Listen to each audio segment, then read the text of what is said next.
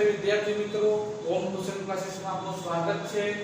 વિષય સામાજિક વિજ્ઞાન, ધોરણ 10, પાઠ નંબર 15 આર્થિક વિકાસ। હવે ભાગ નંબર 5, ભાગ 1 માં ત્રણ વ્યાખ્યા દેવતી, જીવન ધોરણ, માથાદીઠ આવક, રાષ્ટ્રીય આવક, આર્થિક વૃદ્ધિ અને આર્થિક વિકાસ। ભાગ નંબર 2 માં વાત કરી હતી વિકાસશીલ અર્થતંત્રના લક્ષણો, જે કુલ 9 લક્ષણો હતા। भाग नंबर 3 में आर्थिक प्रवृत्ति, बिन आर्थिक प्रवृत्ति અને ભારતીય અર્થતંત્રના માળખા વિશે વાત કરી હતી। ભારતીય અર્થતંત્રના માળખામાં કુલ 3 ટોપિક પડે: પ્રાથમિક ક્ષેત્ર, માધ્યમિક ક્ષેત્ર, સેવા ક્ષેત્ર। પછી ભાગ નંબર 4 માં વાત કરી હતી ઉત્પાદનના સાધનો। ઉત્પાદનના સાધનમાં મૂડી, જમીન, શ્રમ અને નિયોજન। એના પછી ઉત્પાદનના સાધનોની ફાળવણી। तो उत्पादनના સાધનોની ફાળવણીના પણ કુલ 4 પ્રકાર પડે છે। એક અમર્યાદિત જરૂરિયાત, બીજી જરૂરિયાતને અગત્યનું કામ આપવો, ત્રીજી મર્યાદિત સાધનો, ચોથા સાધનોનો વૈકલ્પિક ઉપયોગ। આટલું આપણે પાઠ નંબર 15 માં પૂરું કરેલું છે અને ભાગ નંબર 5 આગળની માહિતી મેળવીએ। તો ઉત્પાદનના સાધનોની ફાળવણીની પદ્ધતિ, કે उत्पादनના સાધનોની ફાળવણીના મુખ્ય બે પ્રકાર પડશે। કેટલા પ્રકાર પડશે? બે। એક બજાર પદ્ધતિ અને બીજી સમાજવાદી પદ્ધતિ। તો જોઈએ તો ઉત્પાદનના સાધનોની ફાળવણીના મુખ્ય બે પદ્ધતિ। કેટલી પદ્ધતિ? મુખ્ય બે પદ્ધતિ છે। એક કઈ પદ્ધતિ? બજાર પદ્ધતિ અને બીજી સમાજવાદી પદ્ધતિ। કુલ બે પ્રકાર પડશે। આ બંને પદ્ધતિ એકબીજાથી કેવી છે ભાઈ? કે તદ્દન વિરોધી। એકબીજાથી કેવી છે? તદ્દન વિરોધી પ્રક્રિયા છે। આગળ જોઈએ આ બંને પદ્ધતિઓનો સમન્વય। સમન્વય એટલે શું?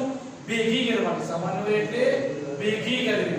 કે બંને પદ્ધતિઓનો સમન્વય કરી અન્ય કેટલીક પદ્ધતિઓનો વિકાસ, મતલબ અન્ય કેટલીક નવી પદ્ધતિઓનું પણ નિર્માણ કરવામાં આવેલું છે।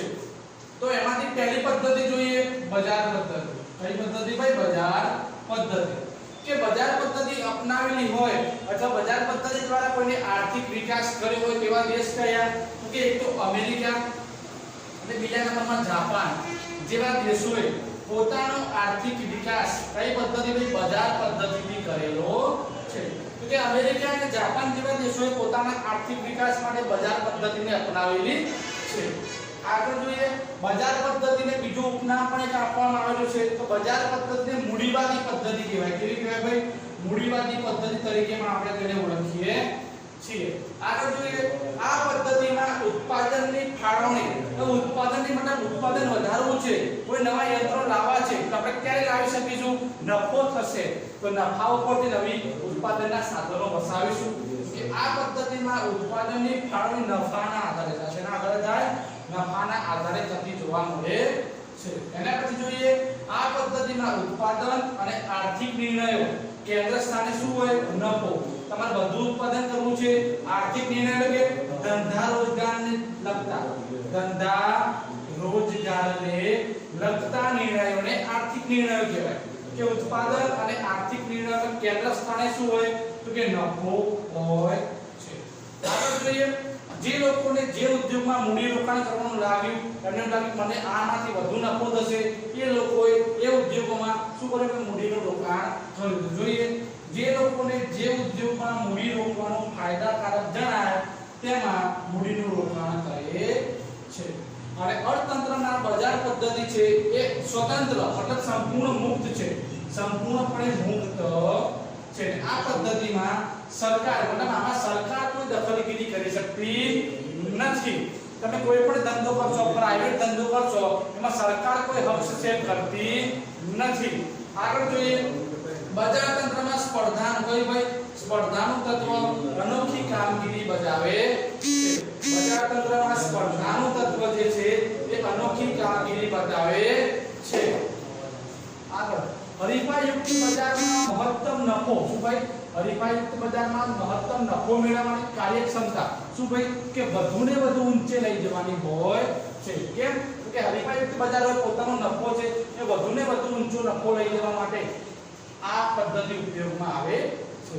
આ પદ્ધતિના કારણે અનેક નવા સંશોધન થાય। કેમ ભાઈ? કે હરીફાયુક્ત બજારમાં જો એક ટ્યુશન ક્લાસીસ હોય, બીજો ટ્યુશન ક્લાસીસ હોય, ત્રીજો હોય, તો પોતાને શ્રેષ્ઠમાં શ્રેષ્ઠ એનો લેક્ચર કે શ્રેષ્ઠમાં શ્રેષ્ઠ પોતાની યોગ્યતા બતાવવાનો પ્રયત્ન કરે છે।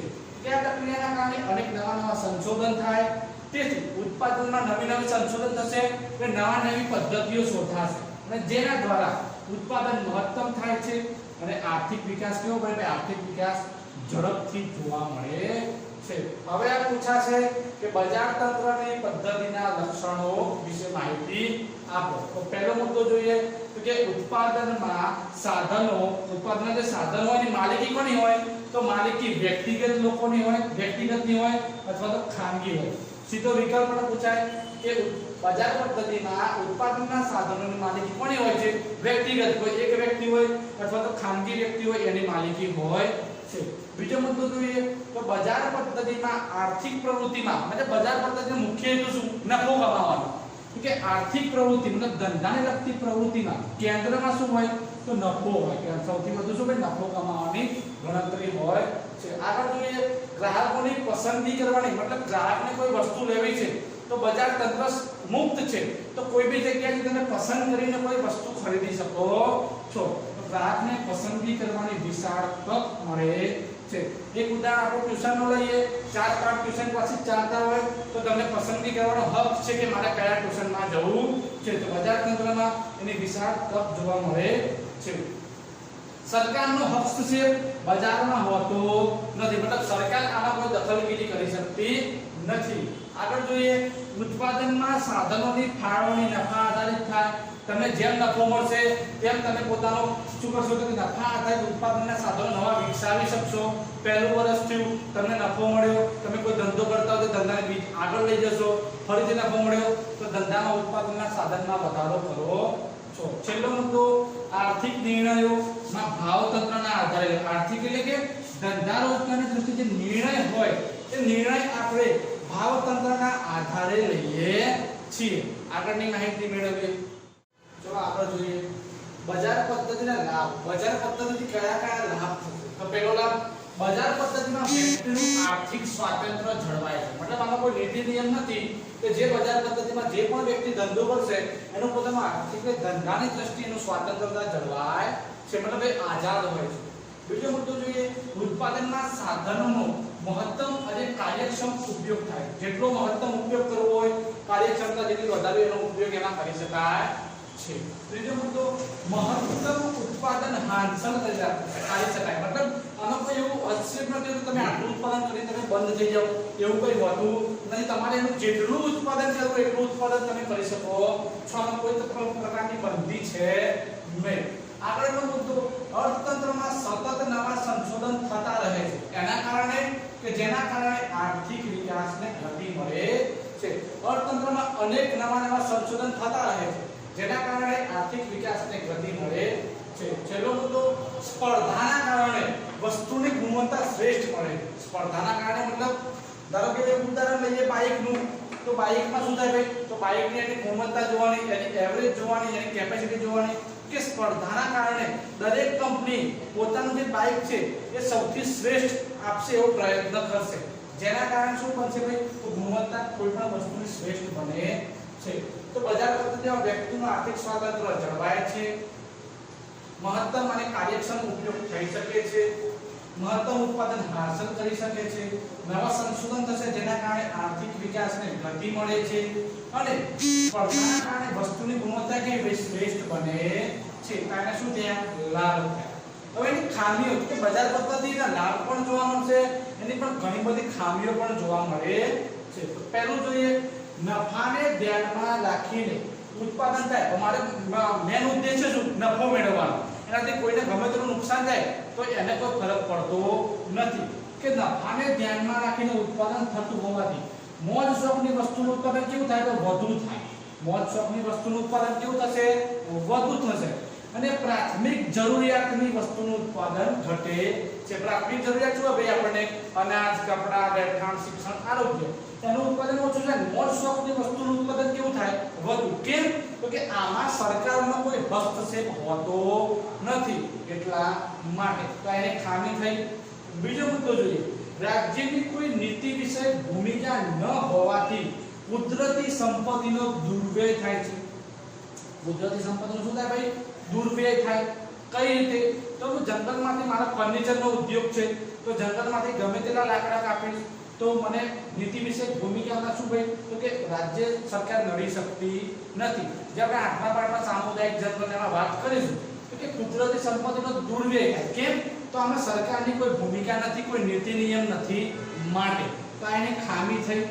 ત્રીજી ખામી જોઈએ ગ્રાહકોની બજાર વિશેની અજ્ઞાનતાના કારણે તેનું શોષણ થાય. મતલબ ગ્રાહક પૂરેપૂરો બજારથી વાકેફ નથી, એટલા માટે અજ્ઞાન છે, મતલબ એને પૂરેપૂરું જ્ઞાન નથી, જેના કારણે ગ્રાહકનું શોષણ થાય છે.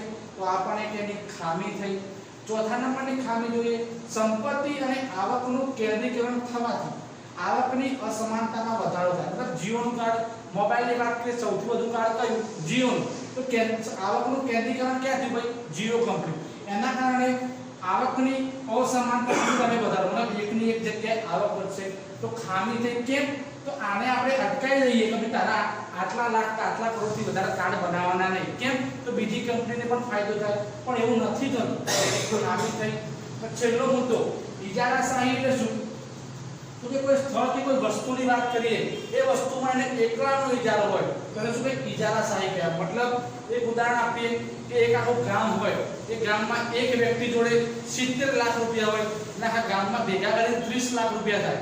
તો ઇજારો કોનો થયો? 70 લાખ વાળાનો. મતલબ ઇજારાશાહી કહેવાય. કે ઇજારાશાહી આર્થિક અસ્થિરતા, મતલબ ધંધામાં શું ભાઈ? અસ્થિરતા જોવા મળશે. મજૂરોનું શું થાય છે? શોષણ થાય છે. તો એને શું કહેવાય? ખામીઓ અથવા મર્યાદા. પહેલું શું ભાઈ? મોજશોખની વસ્તુનું વધુ ઉત્પાદન થાય, પ્રાથમિક વસ્તુનું ઓછું ઉત્પાદન થાય. બીજો મુદ્દો સરકારની કોઈ નીતિ વિશે ભૂમિકા નથી, એ કુદરતી સંપત્તિનો દુર્વ્યય થશે. ત્રીજો મુદ્દો ગ્રાહક બજારથી અજ્ઞાન છે, એના કારણે એનું શોષણ થશે. ચોથો મુદ્દો સંપત્તિને આવકનું કેન્દ્રીકરણ એક જ જગ્યાએ થશે, એટલે અસમાનતામાં વધારો થશે. છેલ્લો મુદ્દો ઇજારાશાહી, આર્થિક અસ્થિરતા અને મજૂરોનું શોષણ થાય છે. જો તમને અમારો વિડિયો ગમતો હોય તો લાઈક કરજો, શેર કરજો અને સબસ્ક્રાઇબ કરવાનું ભૂલતા નહીં. નમસ્તે.